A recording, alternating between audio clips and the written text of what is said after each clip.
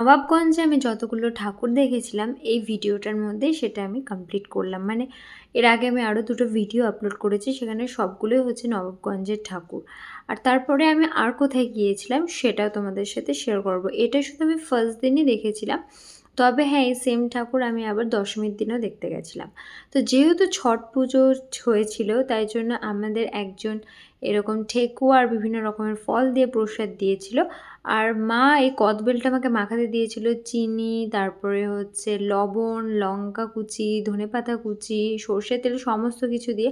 আর এই চিনির জন্য না একটু কালো পিঁপড়েও এসে গেছিলো, কিন্তু কিছু করার ছিল না, আমি এইভাবেই মেখে নিয়েছিলাম যতটা পেরেছি পিঁপড়েগুলোকে ফেলে দিয়ে। তো তারপরে তো দেখো মা চিংড়ি মাছ ভেজে নিয়েছিল আর চিংড়ি মাছ দিয়ে কচু দিয়ে এরকম পাতলা ঝোল করে নিয়েছিল। নবাবগঞ্জে যতগুলো ঠাকুর দেখেছি তার মধ্যে এই দুটো ঠাকুর আমার কিন্তু বেস্ট লেগেছে। তোমাদের কোন ঠাকুরটা ভালো লাগলো আমাকে কমেন্টে জানিও। আর আজকের জন্য চলো টাটা।